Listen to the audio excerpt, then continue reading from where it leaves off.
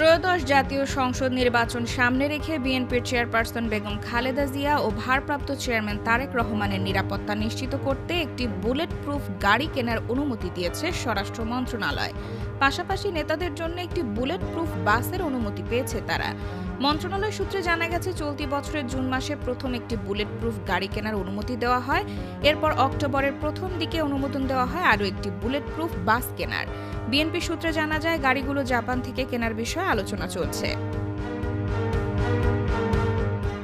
বিএনপির নিরাপত্তা উপদেষ্টা মেজর জেনারেল অবসরপ্রাপ্ত ফজলে এলাহি আকবর বলেন, নির্বাচনের সময় খালেদা জিয়া ও তারেক রহমান সারা দেশে প্রচারে যাবেন, মানুষের সঙ্গে সরাসরি যোগাযোগ করবেন।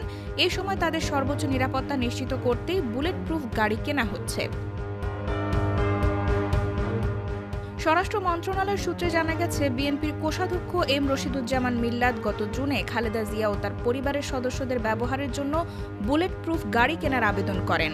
পরে দলের জ্যেষ্ঠ নেতাদের ব্যবহারের জন্য একটি বুলেট প্রুফ বাস কেনার অনুমতিও চাওয়া হয়। পুলিশের বিশেষ শাখা তাদের প্রতিবেদনে জানিয়েছে, নির্বাচনী প্রচারে খালেদা জিয়া ও তারেক রহমান হামলার ঝুঁকিতে থাকতে পারেন। প্রতিপক্ষ রাজনৈতিক দলের আক্রমণ বা সন্ত্রাসী হামলার আশঙ্কা বিবেচনায় বুলেট প্রুফ গাড়ি কেনার অনাপত্তি দেওয়া হয়েছে। তারেক রহমান সম্প্রতি বিবিসি বাংলাকে দেওয়া এক সাক্ষাৎকারে জানিয়েছেন, তিনি দ্রুত দেশে ফিরবেন এবং নির্বাচনে অংশ নেবেন। 2015 সালে তাবিত আউয়ালে নির্বাচনী প্রচারে অংশ নেওয়ার সময় খালেদা জিয়ার গাড়িবহরে হামলার ঘটনাও উল্লেখ করেন বিএনপি নেতারা, যা তাদের নিরাপত্তা উদ্বেগ বাড়িয়েছে। IBTV USA, new York.